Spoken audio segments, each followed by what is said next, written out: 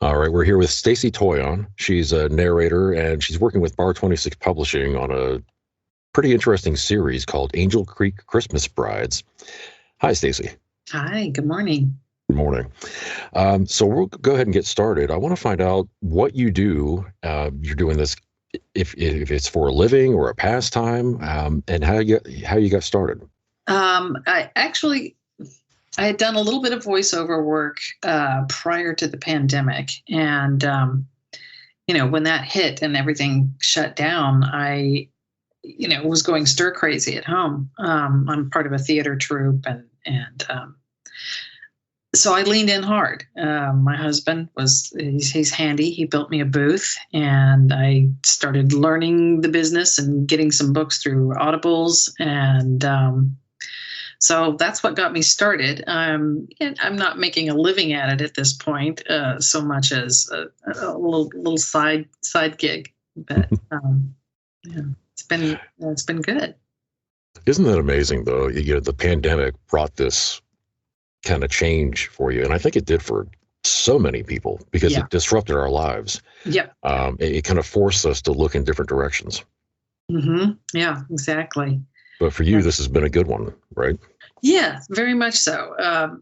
Challenging. The learning curve was high. My background my degree is in theater arts, and the recording I was doing up until the pandemic was, I would go to someone else's studio and I would do the voices and they would handle all the technical end. So I had to jump in and learn the technical end. I can't claim I'm good at it, but I worked very hard at it. I'm to a certain point. I know just enough to be dangerous now. There you go. Yeah, there's a lot to it. And I know we all have our own kind of unique setups. And it's like once you get those settings perfectly right, oh my gosh, you just don't even want to touch them anymore. No, I've taken photos of them all. So yeah, there you go. It's interesting being a freelancer with this. Yes. And it's not easy to get into. There's a lot of investment, of course. Yes. And it sounds like you got lucky there. Like you said, your husband was able to kind of build you a booth. What kind of booth is that? It's just somewhat mobile. He did basically the framework for it. And then we got the professional sound blankets to cover it. And my husband works in the film industry and he has a little studio in the back of the house. So we have the booth in there. And anyhow, it's my little teeny space. Yeah. Well, thankfully, we don't need a whole lot of space for this. No. So did your background in recording, I'm sure that helped you kind of ease into this. At least you already had some acting chops, so to speak. Yes. So you didn't exactly go in cold. I know when I did, it's about 6 years ago, people had said, oh, you should be on radio, you should do voiceovers. Boy, once you start training for it, though, you realize how much there is to learn. There's a lot more to it. Yeah. I mean, just about enunciation, breathing, all kinds of things. Yes. And I discovered early on what I thought was good diction. It was very mushy-mouthed. Yeah. And that's the thing, especially for what we're doing with audiobooks is, we have to kind of apply a bunch of training we learn in order to sound natural. Yes. So it takes a while, I think, to really get into that and become good. Yes, I agree. Yeah. I certainly can't listen to my earlier stuff. I cringe. Yeah. I listened to it and it sounds either sort of robotic because I was trying so hard to get that pace and enunciate everything. And then, it's like, I need to make this clear, but natural sounding as well. Yeah. So let's talk about Angel Creek Christmas Brides. That's the series. How big is this series and what is it about? It's big. It's currently 23 books that I'm aware of.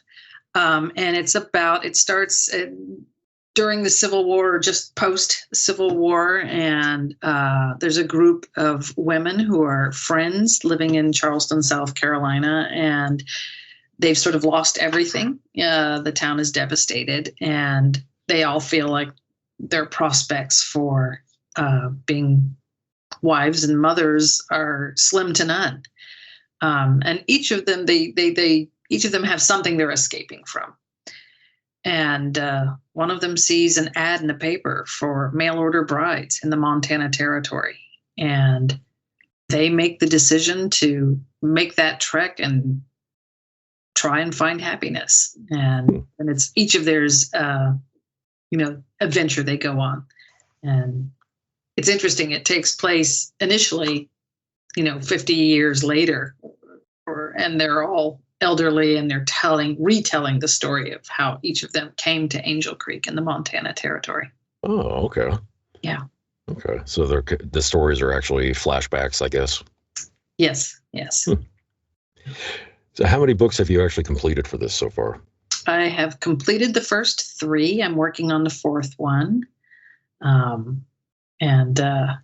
I've had some technical challenges this year, and that lovely coronavirus got me 3 years in. So, oh, did it? Wow. Yeah. So I had a little chunk of time where I didn't have a voice, and then I had some technical issues. So just in the last few weeks, I feel like I've really gotten back on track, and that makes me happy. It was really frustrating. Oh, it has to be. Our voices are so, I don't know. I don't want to say delicate, but it just doesn't take much to get us a little bit off kilter. Yeah. And I was in the midst of the 3rd book at the time. So getting my voice to a place where, for continuity's sake, it sounded as good as it did in the first half that I had already recorded. I considered re-recording all of it just because I thought, oh gosh, it's just was different for so long. So yeah, I get that. That can be frustrating. Yeah. But you got through it, and you're doing this. I believe the first book is Charity by Sylvia McDaniel. Correct. Yes. Okay, and that's out there right now. That's out there right now, and I believe book 2 and 3 have at least sort of a soft release. I'm not sure just how extensive it is. I haven't learned the other side of it all that well. I know, I'm in my little vacuum here. Yeah, but something float across, on Facebook. The promotional aspect of all this is just a whole different deal. Yeah. There's lots of moving parts to the whole process. Yeah. So are you the only narrator for this series, or is it kind of a multi-narrator, multi-author? Multi-author. I believe I am the only narrator at this point. Okay. Yeah. I know it's nice to have that kind of consistency. I think I get that kind of feedback all the time, where if an author really likes your voice, you're embodying that world. Yes. And that consistency is important. And taking on a larger series like this, I thought long and hard before taking it, because I'm not, I'm somewhat new to this arena, just within the last few years. And, we were originally talking about maybe 3 to 5, maybe up to 7 book series. And so when the proposal for 23 books came, I thought, okay, I guess I am diving in, because that's so true. Once the audience has gotten familiar with your voice, it's disorienting to them to have it change suddenly. So you want to be all in, Mm-hmm. Well, where can we find you? Website, social media?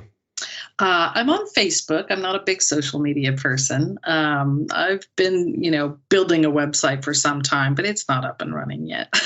Okay.